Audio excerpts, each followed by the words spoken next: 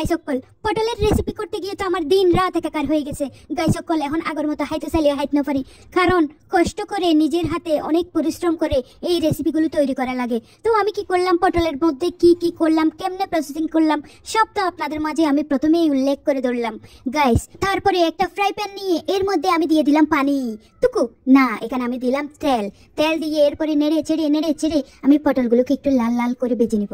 তারপরে আপনারা হগল তীর ঘরে আছে এরকম চিমটি কানা, আমি চিমটি দিয়ে এইভাবে সুন্দরভাবে পটলগুলোকে একটা একটা করে উঠিয়ে নিয়ে নিব গাইস।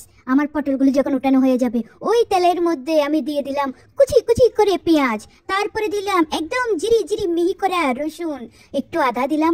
তারপরে আবার একটু নাড়াচাড়া করতে করতে যখন একটু বাজা হয়ে আসবে আমি একটু টমেটো দিয়ে দিলাম। টমেটো না দিলে আবার আমার না রান্না ভালো লাগে না, তাই গাইস আমি এখানে টমেটো দিলাম। তারপরে এখান থেকে দেখবেন একটু পানি বের হয়ে আসছে, কারণ আমার টমেটোটা ফ্রিজে রাখা ছিল, ফ্রোজেন করা। এরপরে একটুখানি হলুদের গুঁড়া, মরিচের গুঁড়া, রান্নার মশলা এগুলো দিয়ে আমি এখানে দিয়ে দিলাম লবণ। তারপরে গাইস আমি শুরুর দিকে কয়েকটা আস্ত জিরা দিতে ভুলে গেছিলাম গাইস, আপনারা কিন্তু তেলের মধ্যে প্রথমেই দিয়ে দিবেন, আমি একটু পরে দিয়ে দিলাম মিস্টেকের কারণে আর কি, সমস্যা নাই কোনো।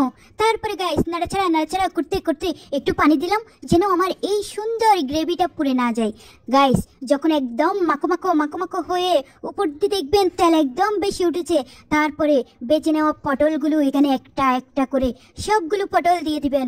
আজকের রেসিপি এমনভাবে করতেছি এটা যে কেউ প্রশংসা করবে। তো গাইস এই রেসিপির নাম হলো যে পটলের দোলমা।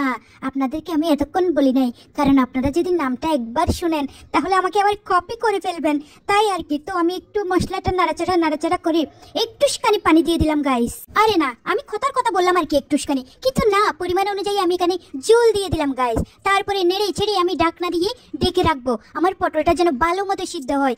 এরপরে দিয়ে আমি ডাকনাটা খুলে যখন পটলটা দেখবেন আস্তে আস্তে মাখো হয়ে আসছে, 3টা কাঁচামরিচ এখানে আমি দিয়ে দিলাম, কারণ কাঁচামরিচের ফ্লেভারটা এত ভালো লাগে গাইস রান্না থেকে বের হইলে।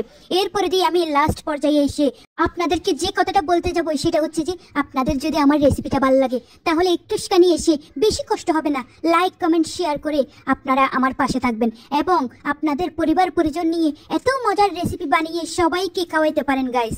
তারপরে আমি রান্না শেষের দিকে এসে গাইস একটু এখানে ধনেপাতা ছিটিয়ে দিলাম, কারণ আপনারা সবাই তো জানেন ধনেপাতার গ্রানটা আমার কতটা ভালো লাগে, ধনেপাতার গ্রানটা যেন আরো রান্নার সাথে মিশে যায়। আমি আবারও একটু ডেকে দিয়ে এখানে 2 মিনিট মতো রেখে দিব যেন সুন্দর গ্রান বের হয়। ভালো কথা গাইস সকল, আপনাদের যাদের সামনে এখন আমার এই পটলের দোলমার রেসিপিটা পড়লো তাদের মনে একটু হলেও তো কিউরিয়াসিটি জাগতেই পারে যে রেসিপিটা কিভাবে করলো। আপনারা একদম কষ্ট পাবেন না, আমার এই প্রসেসিং করার ভিডিওগুলো আমার পেজের মধ্যে অলরেডি আপলোড করা আছে, আপনারা চাইলে ওখান থেকে দেখে আসতে পারেন।